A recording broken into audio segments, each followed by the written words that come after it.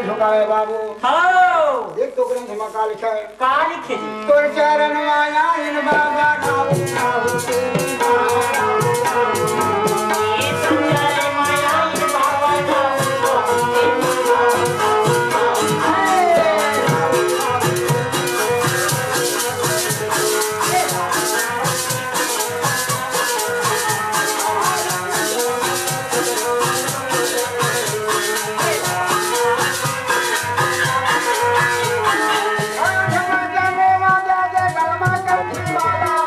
हाँ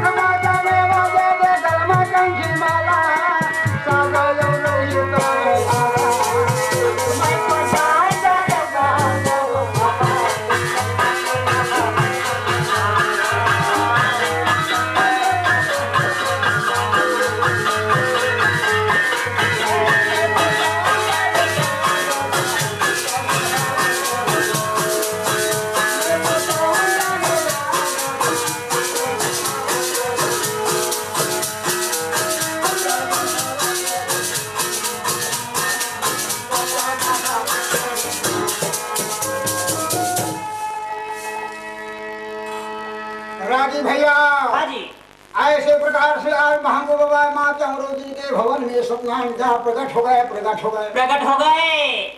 आज बामा लाख नरियर आरती बादाम छोहारा पुंगी भरसुबार इत्यादि लेकर के वाह बाजी मेवा प्रसाद लेकर के झंडा तुरंत पटाखा लेकर के हाँ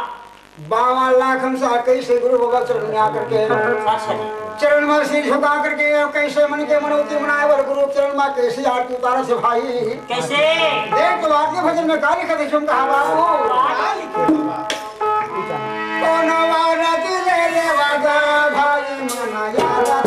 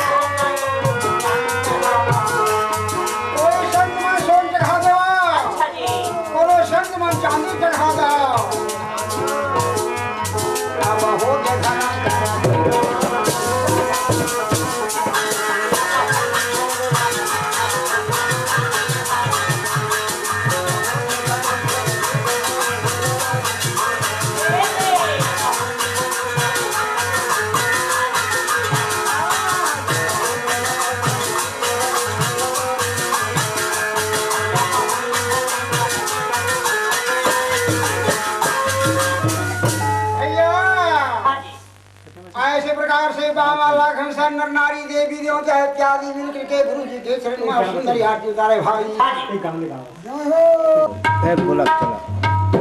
गुरु बाबा के चरण में सिर झुका करके कैसे गुरु बाबा के आज बधावा बाजा कैसे हुआ छोहर मंगल गावे अच्छा गुरु जी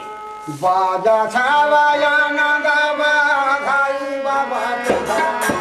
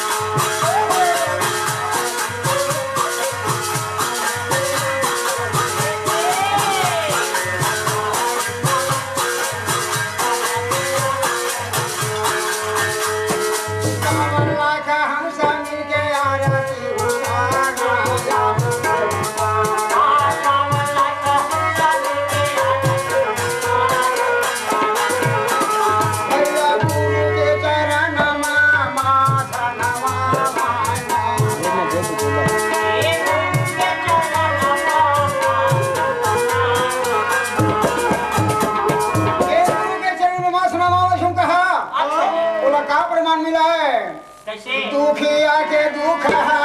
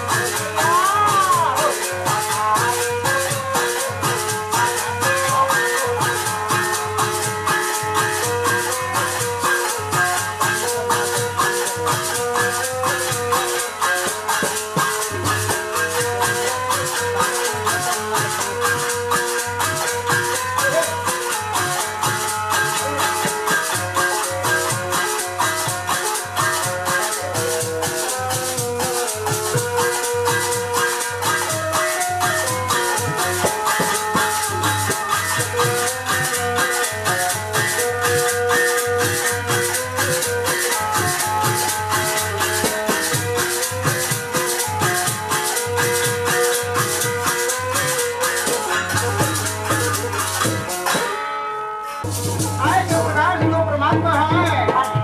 आज ग्राम निगरी वाले पंडित शंकर सदास महादेवा आज तो नागा सो पता है आज भाषा पिता मन के समय माँ सामने माँ विख्यात करते हैं अच्छा गुरुजी खाना तखपुर तहसील तखपुर जिला बिलासपुर गाँव है अरे पंडित बाबू रहे थे निगरी गाँव में जाई जगह हुआ और संघर्ष करना है आज माता पिता भाई बहन मन के सामने चरण में प्रार्थना करते हुए गुरु जी के भजन सुनावत हूँ गाय से बजाय से कोई प्रकार के भूल चूक हो वहाँ जाई जगह हुआ अपन को लेकर के सम्मान मान करके वो भूल चूक क्षमा करी हो हमार गायक कलाकार के बीच में कोई प्रकार के पूरी पूरी शब्द हो है बोला माता पिता में क्षमा करी हो पंडित शंकर के माता पिता के नाम बताओ थे बाबूलाल संत पंडित बाबूलाल महादेवा पिताजी के नाम है माता जी के नाम श्रीमती स्वर्गीय हेम कुमार महादेवा एक वंशज पुत्र पंडित शंकर माता पिता मन के बीच में एक टूटी फूटी शब्द सुना है जाई जगह हुआ कोई प्रकार के भूल चूक हो है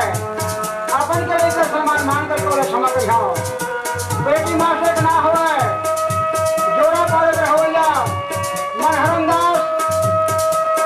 और बेंजो माँ से नाम हो विजय कुमार ग्राम गुलबरी रहेगा और ग्राम जाऊ का बोल रहने वाला तबला मास्टर अरुण दास और झुमका के वादक झुमका सहयोग देने वाले नाम गुड्डू सखतपुर भद्रित रहने वाले हैं भाई मन से माता मन से प्रार्थना करता हूँ कोई प्रकार के भूल के भोग हो है पूरा क्षमा कर चंद्रमन के बीच में हाथ के बाहर बाहर प्रार्थना करता हूँ